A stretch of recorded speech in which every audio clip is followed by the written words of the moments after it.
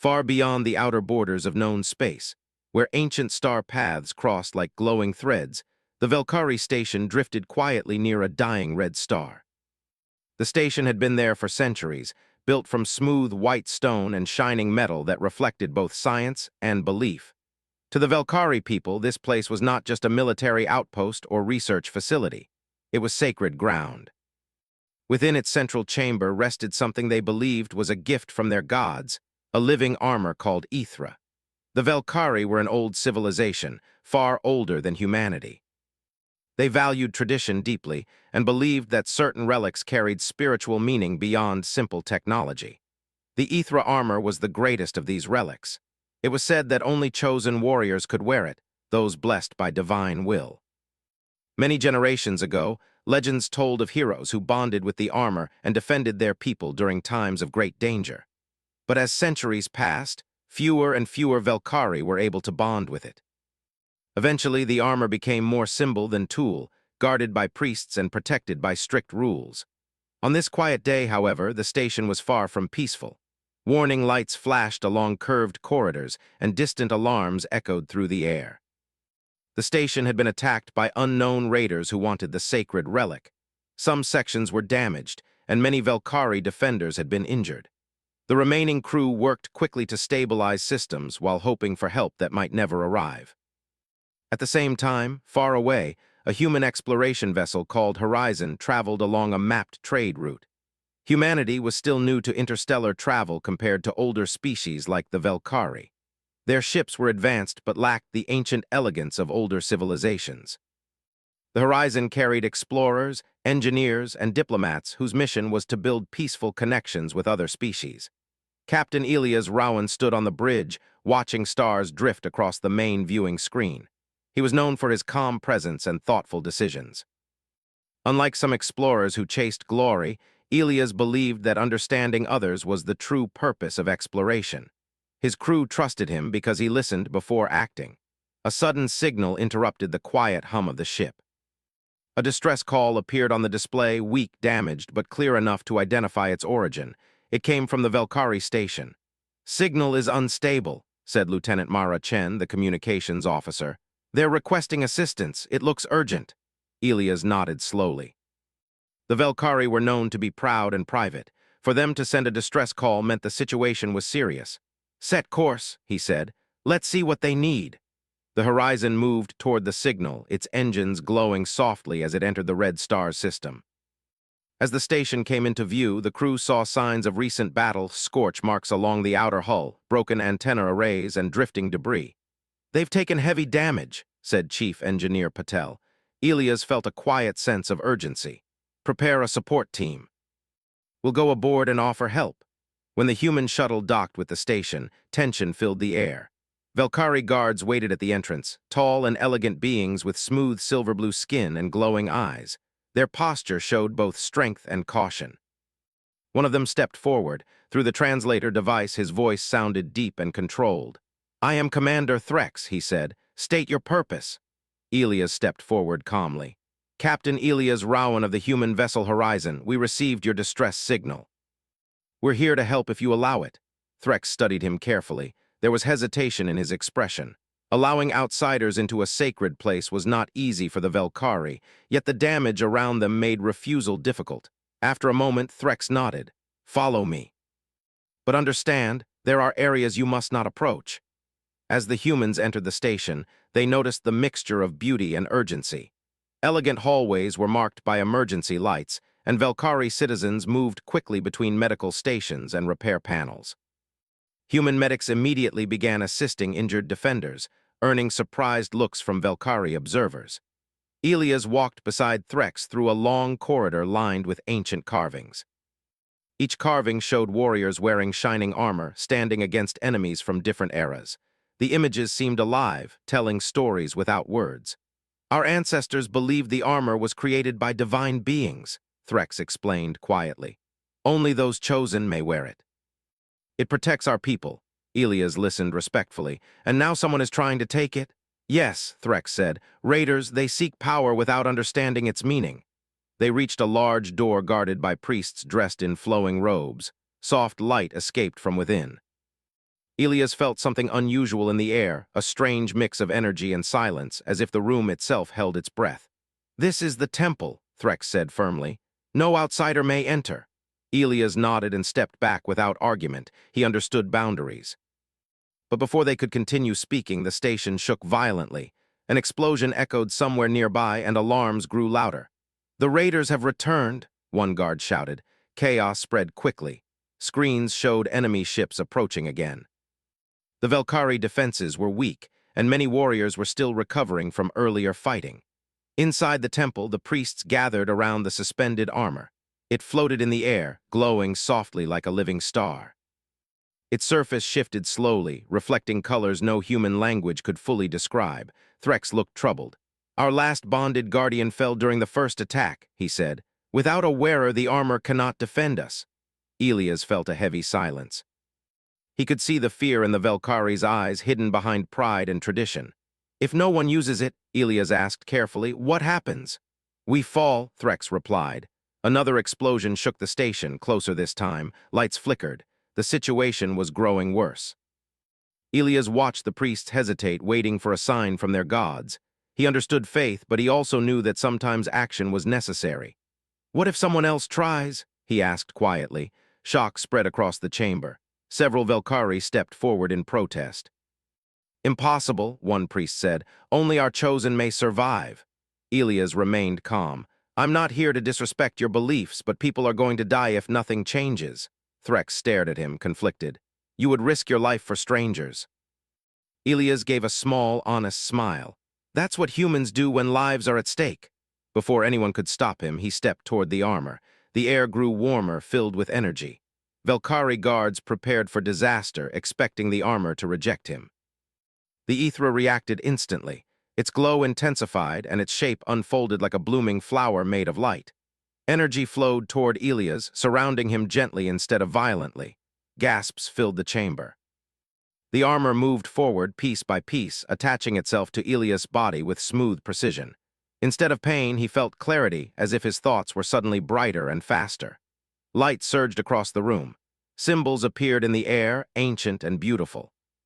When the energy faded, Elias stood fully armored. The sacred relic had accepted a human. Silence followed, broken only by distant battle sounds. Threx whispered, barely able to believe what he saw.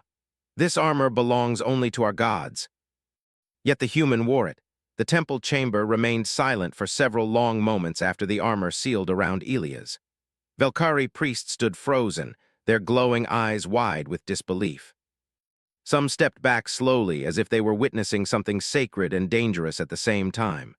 The soft light from the Ithra armor spread across the walls, reflecting against ancient carvings that had not changed for centuries. For the Velkari, this moment felt impossible. Elias himself stood still, adjusting to the sudden change.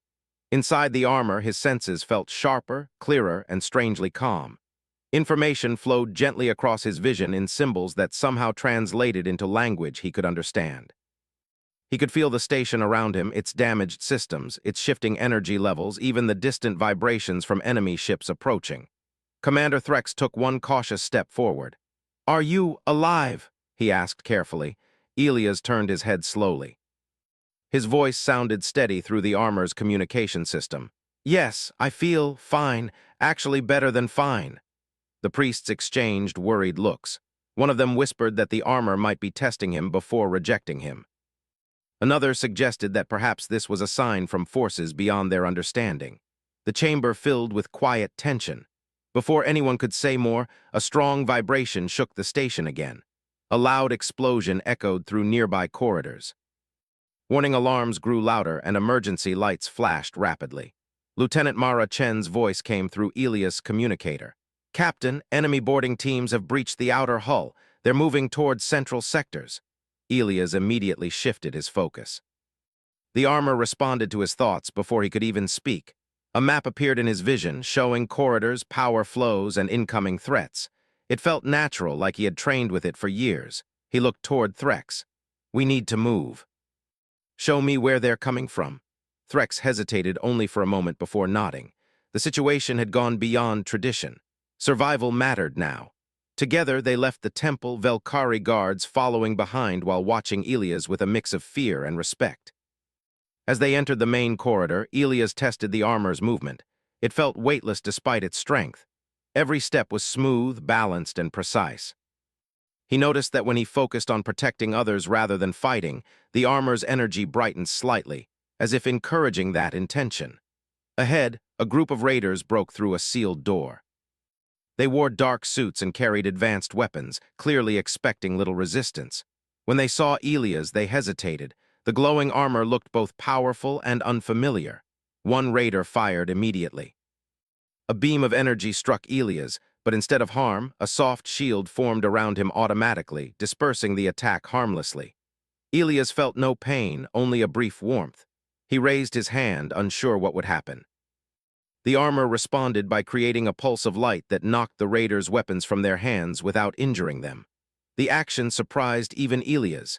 He had not thought about attacking, only stopping the threat. Velkari defenders watched with amazement. The armor was behaving differently from how their stories described. Instead of aggressive force, it showed controlled protection. More raiders arrived, and the battle spread through the corridor. Elias moved quickly, blocking attacks, sealing damaged walls, and guiding civilians towards safer areas. The armor created small floating drones made of energy that assisted injured Velkari by carrying medical supplies. Every action seemed guided by a quiet intelligence within the suit. Threx fought beside him, gradually realizing that the human's presence brought calm rather than chaos. "You fight without anger," Threx observed during a brief pause. Elias replied simply, "Winning doesn't always mean destroying." They pushed forward together, clearing corridors and restoring control room by room. Human crew members joined them, coordinating repairs and defense strategies. Slowly, the station's systems began stabilizing. Meanwhile, inside the temple, Velkari priests studied energy readings from the armor. They discovered patterns they had never seen before, ancient signals activating long-hidden systems across the station. Some of the carvings on the walls began glowing softly, as if responding to Elias' actions. One elder priest spoke quietly. "Perhaps we misunderstood the armor all along." Back in the battle zone, the raiders launched a stronger assault. Heavy units advanced with shielded equipment designed to break through defenses. Elias felt a moment of doubt. He had never commanded such power before. The armor responded by guiding his movements gently, not controlling him but supporting his choices. When he focused on protecting others, new abilities unlocked, stronger barriers, faster movement, and precise control over energy fields. He stepped forward and created a wide shield that covered Velkari and human defenders alike. Enemy attacks struck the barrier but could not pass through. The defenders regrouped and pushed the raiders back step by step. Outside the station, the horizon provided support fire against enemy ships, forcing them to retreat slowly. Inside, Elias led the final defense, moving through smoke-filled corridors with calm determination. At last, the raiders began withdrawing, realizing they could not overcome the unexpected resistance. Their ships pulled away, leaving behind damaged equipment and silent hallways filled with relief. As the battle ended, Elias stood quietly, breathing slowly. The armor dimmed slightly, returning to a calm state. Velkari citizens gathered around, whispering in awe. Threx approached him again. "You have done what many of our warriors could not," he said, "and yet you show no pride." Elias removed his helmet slowly, revealing a tired but gentle expression. "I just did what anyone should do when others need help." The Velkari stared at him with new understanding. For generations, they believed only their chosen heroes could wear the sacred armor. Now a human had bonded with it, not through strength alone, but through willingness to protect others without hesitation. In that moment, something deeper began to change within the Velkari people.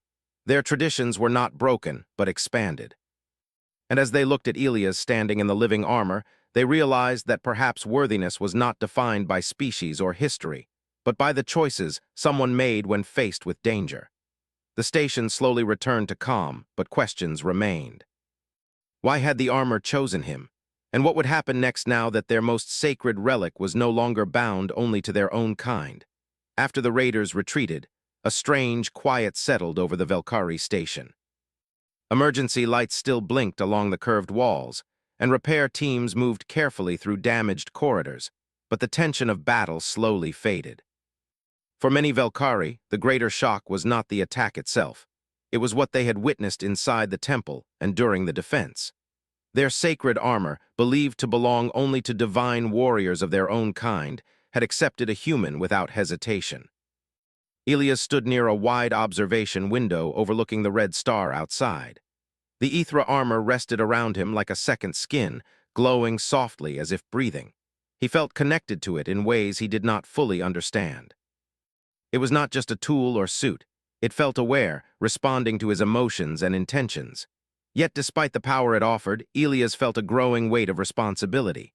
Commander Threx approached quietly, his long steps echoing softly against the polished floor.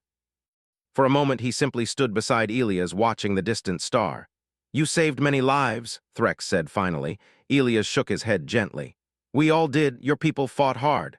Threx hesitated, clearly struggling with his thoughts.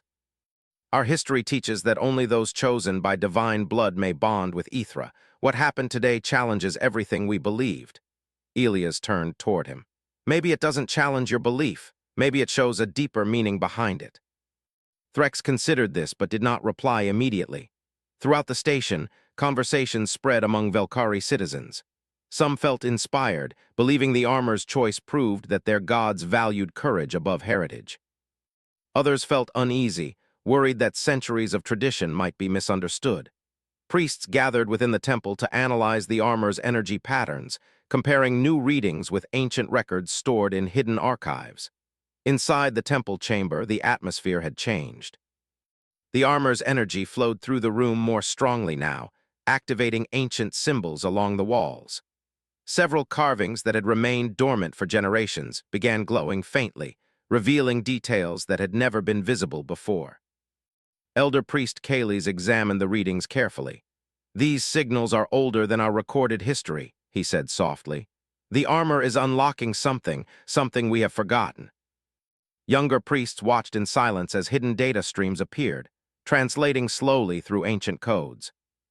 The information suggested that the creators of Ithra had intended it to bond with individuals based on qualities rather than lineage: compassion, resilience, and willingness to protect others. This revelation created deep discussion among the priests. Had their ancestors misunderstood the armor's true purpose? Over centuries, traditions might have shaped the story differently, turning a universal gift into a symbol reserved only for one species. Meanwhile, Elias walked through repair zones alongside human engineers and Velkhari technicians. Together, they restored damaged systems, sharing knowledge openly. The cooperation created an atmosphere of growing trust. Velkhari, who once viewed humans as outsiders, now observed them with curiosity and respect. One young Velkhari technician approached Elias carefully. "Does it hurt?" she asked, pointing at the armor. Elias smiled slightly. "No, it feels supportive, like it wants to help." The technician nodded thoughtfully. "Perhaps it does." Later, Elias returned to the temple for further analysis. As he stepped inside, the armor reacted instantly, glowing brighter. Streams of symbols appeared in the air, connecting him to ancient systems hidden within the station's core. A voice-like sensation filled his mind, not words exactly, but impressions and images. He saw visions of different species wearing the armor long ago, defending worlds together rather than separately. The creators of Ithra seemed to have believed in unity across civilizations. Elias removed his helmet slowly, breathing deeply. The experience felt overwhelming but peaceful. Elder Kales approached him gently. "The armor responds to your thoughts," the priest said. "We believe it recognizes something beyond biology." Elias frowned slightly. "I'm just a human pilot. There's nothing special about me." Kales shook his head. "Perhaps humility itself is what makes you worthy." Outside the temple, Commander Threx observed from a distance. He had spent his entire life believing that tradition defined identity. Now he faced the reality that tradition could evolve without losing meaning. Watching Elias interact respectfully with the priests, Threx began to understand that the human did not wish to replace Velkhari culture, only to protect life. As days passed, news of the event spread beyond the station through communication networks. Neighboring systems received reports that a human had bonded with sacred Velkhari armor. Reactions varied widely. Some leaders expressed interest in forming alliances with humanity, while others feared the balance of power might shift. Political messages arrived constantly. Velkhari Council members requested explanations, and human diplomatic officials asked Elias for detailed reports. The situation became larger than a single battle. It became a turning point in interspecies relations. Elias felt uncomfortable with the attention. He preferred quiet teamwork over becoming a symbol. During a private conversation with Threx, he expressed his concern. "I don't want to cause division," Elias said. "If wearing this armor creates conflict for your people, maybe I should remove it." Threx studied him carefully. "You would give up such power willingly?" "Yes," Elias replied simply, "if it helps maintain peace." The two returned to the temple to attempt separation. Priests guided Elias through ancient rituals and technical procedures designed to release the bond. However, when Elias tried to remove the armor, it resisted gently, maintaining its connection without causing pain. Energy readings showed that the bond had stabilized deeply. The armor would not separate unless the wearer truly desired to abandon its purpose. Elias realized that his desire to protect others still connected him strongly to it. Kaylee spoke softly.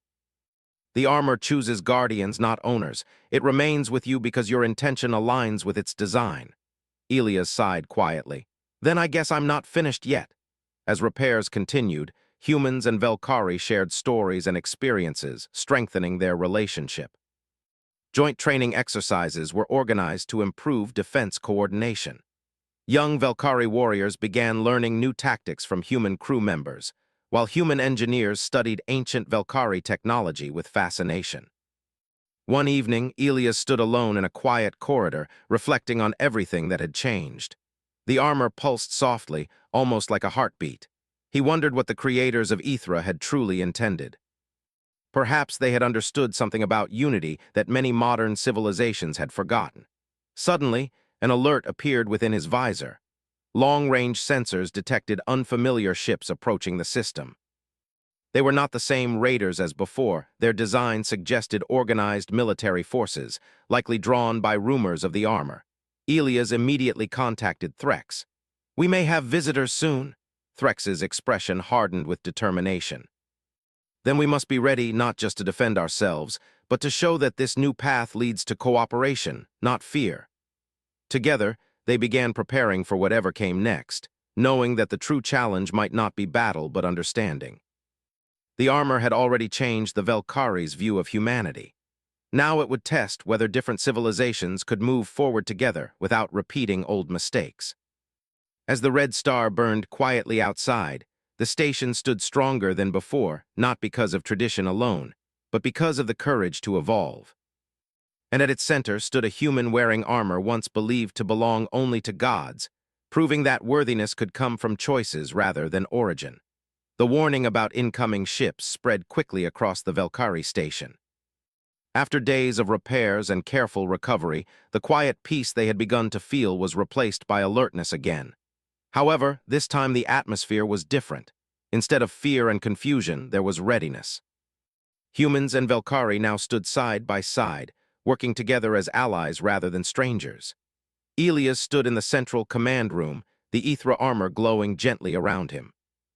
The armor felt calmer than before, as if it understood that the coming moment would test more than just strength. Through the large viewing window, distant shapes appeared against the red glow of the dying star. Several ships approached slowly, their movements controlled and organized. Commander Threx watched carefully. "These are not raiders," he said quietly. "Their formation is disciplined, likely representatives from nearby systems." Lieutenant Mara Chen analyzed the signals coming from the ships. "Multiple communication requests," she reported. "Some Velkhari Council signatures, some unknown diplomatic channels." Elias nodded slowly. The news about a human bonding with sacred armor had spread faster than anyone expected. Now others had come to see the truth for themselves. The station opened a secure communication channel. One by one, holographic images appeared in the room, leaders from different species, each observing silently at first. Some looked curious, others cautious. A few Velkhari elders appeared among them, their expressions serious. An elder spoke first. "Commander Threx, we have received reports that your sacred relic has bonded with an outsider. Confirm this." Threx stepped forward proudly. It is true. The armor chose Captain Elias Rowan during a moment of crisis. He defended our people with honor. Murmurs spread among the holographic figures. Some expressed disbelief, others watched Elias closely. Elias removed his helmet slowly, revealing his calm expression. I didn't come here to take anything from your people, he said simply. I only acted to protect lives. One of the Velkari elders responded sharply. Our traditions say only our chosen may wear Ithra. If what you say is true, then either our traditions are wrong or the armor is malfunctioning. Before tension could rise further, Elder Priest Kales joined the conversation from the temple. We have studied the armor's ancient records, he said calmly. They reveal that Ithra was never limited to one species. It chooses guardians based on their actions and intentions. Silence followed. The revelation shook many of those listening. For centuries, the Velkari believed their gods had chosen only them. Accepting a broader meaning required courage. Another leader from a different species with bright golden skin spoke carefully. If this is true, then this event represents more than a single bonding. It may change how many civilizations understand worthiness. Elias felt uncomfortable being at the center of such attention. He glanced toward Threx, who gave him a reassuring nod. The discussion continued for hours. Some demanded that Elias remove the armor immediately. Others suggested studying the bond to learn more about the ancient creators. Throughout it all, Elias remained respectful and calm, emphasizing cooperation rather than power. Finally, Threx proposed a solution. Instead of arguing over ownership, we should redefine the armor's purpose. Let it become a symbol of unity rather than division. The idea caused more discussion, but gradually support began to grow. Several leaders recognized that resisting change might lead to conflict, while embracing it could open new possibilities. While the council debated, Elias walked through the station's quieter areas. Velkari children watched him with fascination rather than fear. Some waved shyly, and Elias returned the gesture with a gentle smile. He realized that for younger generations, the sight of a human wearing sacred armor might feel natural rather than shocking. Inside the temple, the Ithra armor reacted strongly to his presence. Energy flowed softly through the chamber, illuminating carvings that now displayed new images, figures of different species standing together. The priests interpreted this as confirmation that the armor's purpose was evolving alongside those who used it. Kales approached Elias once more. You have brought change without seeking it, he said. I never wanted to change anyone's beliefs, Elias replied quietly. True change does not come from force, Kales said gently. It comes from example. Later, the council reached a final agreement. The armor would remain bonded with Elias as its current guardian, but its role would expand. The Velkari would preserve their traditions while recognizing that worthiness was not limited by species. A joint research and cultural center would be established on the station, allowing multiple civilizations to study the armor and learn from its history. When the decision was announced, relief spread across the station. Instead of conflict, they had chosen understanding. The visiting ships docked peacefully, and representatives arrived to witness the new alliance. Many approached Elias not with challenge but with curiosity. They asked about his experience, how the armor felt, and why he had risked himself for strangers. Elias always gave the same simple answer, because protecting others is the right thing to do. Over the following days, the station transformed. Repairs were completed, and new construction began to expand the temple into a shared space for learning and cooperation. Human engineers and Velkari architects combined their styles, creating something unique that represented both cultures. Training exercises continued, with Elias demonstrating how the armor responded best to calm focus rather than aggression. Velkari warriors began rethinking their understanding of strength, learning that compassion could be as powerful as physical skill. Commander Threx often stood beside Elias during these sessions, observing the subtle changes in his people. I once feared this would weaken our identity, he admitted one evening. Now I see that it strengthens it, Elias nodded. Traditions don't disappear when they grow, they just become bigger. One quiet night, Elias returned to the observation window where he had stood earlier. The red star glowed softly, and ships from different civilizations drifted peacefully nearby. The armor pulsed gently, almost like a companion sharing the moment. He realized that wearing Ethra was not about becoming a hero or symbol. It was about connection, between past and future, between science and belief, between species that once saw each other as strangers. News of the alliance spread across the galaxy. Stories told of an alien declaring that the armor belonged only to gods, yet a human wore it without pride or claim. Instead of breaking tradition, the event had revealed a deeper truth hidden within it. In time, Elias became known not as the human who took sacred armor, but as the guardian who showed that worthiness came from choices, not origin. The Velkhari continued to honor their history, but now their stories included a new chapter, one where their gods, gift united many rather than separating them. And as the station moved forward into a future shaped by cooperation, the armor remained a reminder that the greatest power was not strength alone, but the courage to protect others and the wisdom to grow beyond old limits.